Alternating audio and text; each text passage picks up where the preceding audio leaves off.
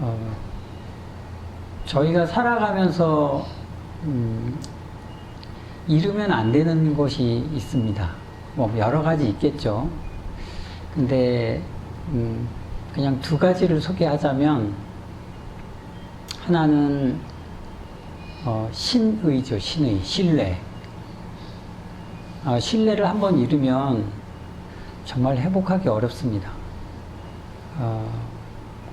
부부관계도 그렇고, 또 가족관계, 또 나아가서 직장이나 어떤 동료들, 친구들 간에 신뢰를 되게 중시하잖아요. 사랑이나 우정, 그런 것들이 굉장히 중요한 세상이고, 또 하나 잃지 말아야 될 것 중에 하나가 건강입니다. 이 신뢰라는 것과 건강이라는 것이 크게 멀리 떨어져 있지 않은 것 같습니다. 우리가 몸이 아프거나 사고를 당해서 불편한 입장에 놓여 있을 때 신뢰를 돈독히 했다고 하면, 살아가면서 많은 사람들이 염려해주고 곁에 가까이 와서 어떤 몸을 돌봐주거나 위로를 전해줄 것 같습니다. 뭐 경제적인 도움도 주겠죠. 그래서 어떤 관계를 보자 그러면, 인간 관계에서의 생겨나는, 굳건해지는 그 신뢰, 사랑, 이런 것들, 신앙적으로 보면은 신심도 그런 거겠죠. 신앙심도. 그리고 개개인뿐만 아니라 주변 사람들의 건강도 우리가 함부로 할 것은 아닙니다. 근데 건강이라는 것을 보면, 여기 이제 등도 많이 달려 있고, 가끔 기도할 때 오셔서 이렇게 기도문에 보면은 건강 발언, 가족 건강, 뭐 즉득 해차, 이런 내용들을 많이 쓰기도 합니다. 그러니까 여러분들도 아시는 거죠. 그 건강이라는 게 굉장히 중요하다는 것을. 근데 건강을 자세히 들여다보면 두 가지가 있잖아요. 이 육체적인 건강이 있고, 또 하나는 그와 수반되는, 떨어지지 못하는 정신적인 건강이 있습니다. 특히나 현대를 살아가는 사람들 보면 예전에 저희 어렸을 때 듣지 못하던 그런 그 병적인 것들에 대한 언급이 굉장히 자주 전해지곤 합니다. 가끔 가다 보면은 뭐 공황장애라든지 우울증, 뭐 이런 것들, 뭐 심지어는 치매, 이런 것들이 우리 주변에 많이 전해집니다. 근데 방금 소개한 이런 병적인 용어들, 증상들은 겉으로 보기에는 굉장히 신체적으로 건강한 사람들입니다. 잘 알아보지 못하는 경우가 많죠. 하지만 이건 역시도 정신적인 건강에 크게 위해되는 거잖아요. 그러다 보니까 그런 것들을 치유하려면 앞서 설명한 것처럼 신뢰를 바탕으로, 그 사랑을 바탕으로 하는 사람들의 돌봄이, 관심이 굉장히 크게 요구되는 겁니다. 그래서 제가 말씀드린 거는 그런 그 인간적인 신뢰, 사랑, 이런 것과 건강, 정신적인 건강과 육체적인 건강이 따로 볼 수는 없는 것이다. 이렇게 한 덩어리로 우리가 늘 고민해야 되지 않을까. 제가 알기로는 그런 현대화된 사회에서 일어나는 여러 우울증이나 공황장애들, 이런 것들이 그 가족들이나 사랑하는 사람들의 적극적인 관심과 도움 없이는 쉽게 치유되지 못한다고 해요. 그리고 그런 것들이 더 깊어져서, 마음의 병이 깊어져서 곧 육체적인 반응으로 부조화에 의해서 병으로 나타나잖아요. 또 급기야는 그게 극단적인 선택에까지도 이르게 되고. 근데 이런 건강이나 신뢰를 얻고자 한다면 공덕을 많이 지어야 돼요. 그래서 부처님 경전에 보면 8가지의 공덕을 짓는 것에 대한 부처님의 가르침이 나옵니다. 선생경이라는 경전이나 법망경 내지는 많은 그 선사들이나 그 강사 스님들께서 법문을 통해서나 가르침을 통해서 많이 인용되어 온 부분입니다. 저희는 이제 팔공덕이라고 하거든요. 근데 이제 이거를 설명드리려면 아무래도 2600년 전에 인도 당시에 부처님 제세 시에 어떤 사회적인 배경을 염두에 봐야 되겠죠. 지금도 크게 변화되는 건 없었지만 제가 인도를 몇 차례 다녀오고 했을 때 보면 길 사정이 굉장히 안 좋아요. 길이 나 있으면 다행이고 포장 안 된 도로가 많고 또 땅이 워낙에 크고 하다 보니까 거친 길이나 어떤 도로의 조건이 우리가 상상하는 것 이상으로 안 좋은 경우도 많아졌습니다. 지금은 이제 길을 닦고 하는 것들을 여러 곳에서 봤기 때문에 좀 더 나아지지 않았을까 싶긴 하지만 그래도 도심 외곽의 지역에서는 굉장히 열악한 그 조건입니다. 이 부처님 당시 때도 아마 그런 조건들이 있었겠죠. 좀 열악한. 그래서 부처님께서 공덕이라는 것을 얘기할 때 길을 얘기하셨어요.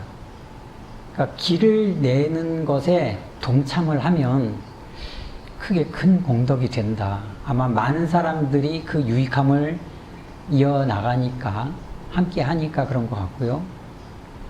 어떤 물리적인 모습으로 보여지는 길도 있지만 우리가 올바른 가르침을 전해주는 것도 길이라고 표현하잖아요. 방법. 예. 확대적으로 보면은 그런 것들도 무시할 수는 없겠지만 어떤 부처님의 가르침에서 길을 언급한 거는 그때 당시에 사정으로 길을 내는 것.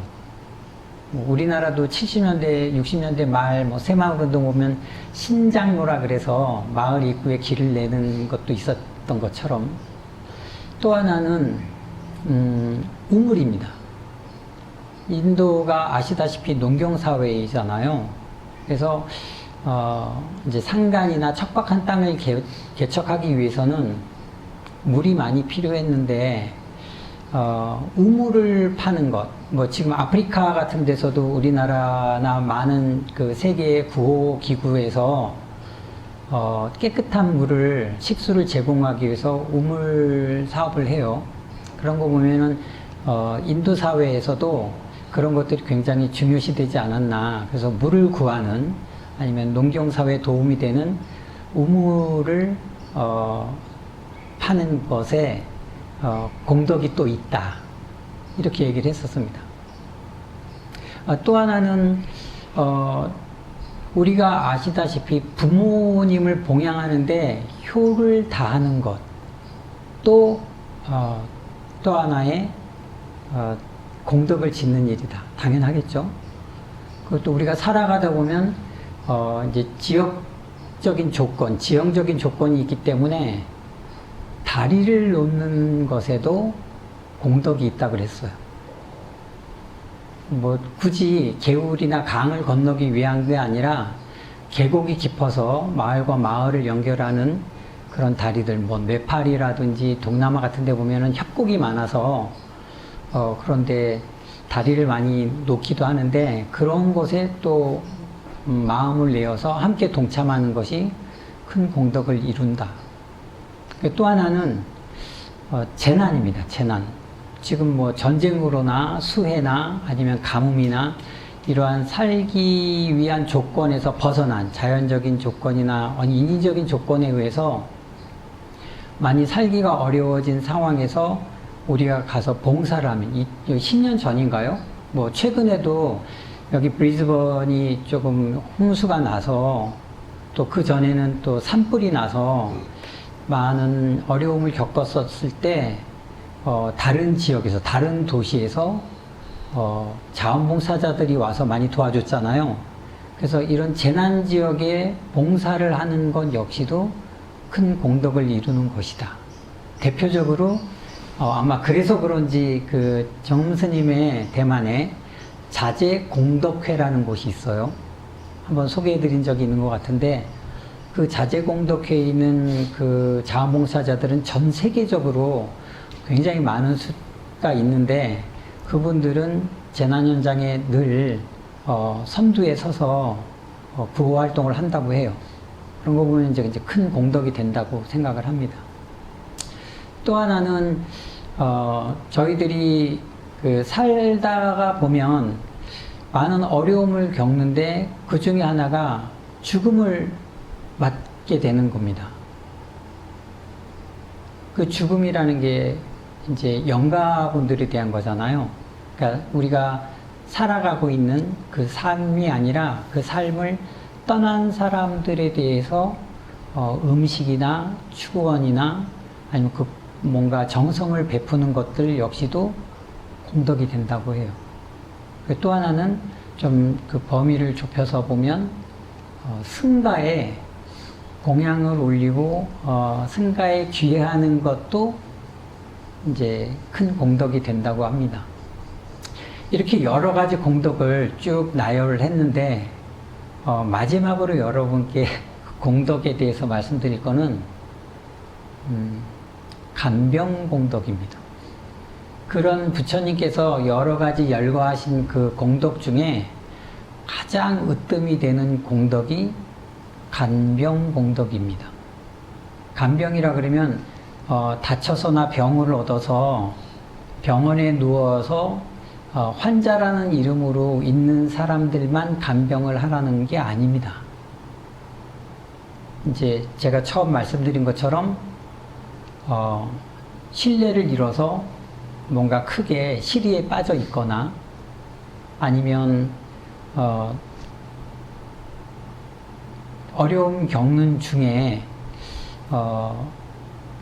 건강을 잃어서 아까 말씀드린 그 병원의 환자라는 이름으로 말고 이제 가정에서나 사회에서 마음 다치는 일이 많잖아요. 뭐 학교에서는 왕따를 당하거나 직장에서도 뭔가 주변 사람들로부터 말할 수 없는, 말을 전할 수 없는 큰 어려움을 당할 때 그 심적을 고통을 겪고 있는 사람들도 뭔가 치유가 필요할 거거든요. 그래서 우리가 알고 있는 그런 환자라는 개념 말고도 우리 주변에서 뭔가 관심을 가지고 위로나 격려를 해줘야 될 사람들이 있어요. 그래서 육체적인 어떤 고통을 호소하는 분도 있지만 정신적으로 어려운 사람들을 곁에서 돌봐주는 건 역시도 간병의 범위에 들어가지 않을까. 그렇다 그러면 겉은 멀쩡하지만 건강해 보이지만 우리가 살아가는 데 있어서 어려움을 겪거나 그런 것들에 대한 도움을 필요로 하는 사람들을 우리가 알게 된다 그러면 그분들을 위해서 좀 마음을 일으켜서 관심을 가져주는 건 역시도 큰 공덕을 이루는 것에 의미가 있지 않을까. 그래서 이런 공덕이 있을 때 둘이 아닌 거죠. 신뢰를 증장시킬 수 있게 되고 또 육체적으로나 정신적으로 조금 더 향상된 생활을 할 수 있지 않을까. 법구경이라는 경전에 보면은 그 삼독에 대한 이야기를 그렇게 표현했어요. 진심이 있고 탐심이 있고 어리석음이 있다고 하잖아요. 그걸로 이제 저희는 우리가 수행하는 데 있어서 살아가는 데 있어서 크게 방해적인 요소다 그래서 독의 비유를 한 거죠. 삼독이라고 하는데 탐심은 늙음을 가지고 온다고 그래요. 왜냐면은 탐심이 많을수록 여러분들도 그런 거를 경험하시겠지만 동시에 따라오는 근심 같은 게 있어요. 마음이 편하지 않아. 그러니까 그런 것들이 깊어지고 자꾸 쌓이면 얼굴이 환해지지가 않아요. 그래서 노화가 빨리 오는지 모르겠어요. 그리고 동시에 진심이 일어납니다. 짜증이나 뭔가 조급함이나 화가 생기죠.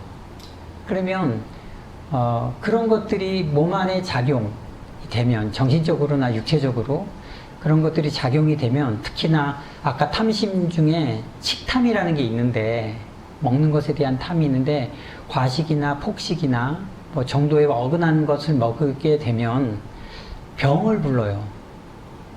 그래서 탐심은 늙음을 부른다고 돼 있고, 진심, 화를 내는 마음은 병을 부른다. 그리고 이 두 가지를 한꺼번에 일으키는 마음이 치심, 어리석은 마음인데, 그거는 결국에는 죽음을 가져고 온다라고 하거든요. 그러니까 여러분들께서 삶을 살아가는 데 있어서 어떤 부분에 대해서는 좀 내려놓을 줄도 알고, 작은 것에 만족하면서 살아가는 것도 내 건강, 정신적인 건강이나 육체적인 건강을 충분히 회복하고 이어나가는 데 도움이 될 것이며, 또 그렇게 살아가는 모습들이 주변 사람들한테 인식이 되어지고 내 스스로가 그걸 받아들이는 연습이 깊어지면 주변에서 되게 복 있는 사람이다, 덕 있는 사람이다, 이렇게 보여지지 않을까 싶어요. 그리고 그 안에서 내가 만족을 얻고, 동시에 그 만족이라는 게 즉 보람인데, 베풀면서 살아간다 그러면 앞에 말씀드린 이 삼도, 탐심과 진심과 이 어리석음이 그 반대 개념인 자비심으로, 보시하는 마음으로 증장되지 않을까, 이런 생각이 듭니다. 지금 아까 서두에 말씀드린 한국에서 일어난 그 큰 일들이 좀 안타까운 일이지만, 그 사람들도 뭔가 감각적으로나 시간을 즐기기 위해서 할로윈 데이라는 그 서양적인 문화에서 그 좁은 공간에 수만 명이 모여서 어처구니 없는 이런 안타까운 사고를 갖게 되었어요. 조금 더 넉넉한 마음으로 좀 주변을 돌아보는 그런 생활이 이거저 있었다 그러면, 어떤 그런 감각적인 유흥이나 어떤 자극에 현혹되지 않을 수도 있지 않았을까? 저는 오늘 아침에 그 뉴스 기사를 보고 우리가 조금 더 마음적인 그 넓음, 여유로움, 이런 것들을 가지고 살아가야 되지 않을까, 그런 마음으로 오늘 안타까운 마음을 여러분께 대신 법문으로 담아서 전합니다. 본문은 이것을 마치겠습니다.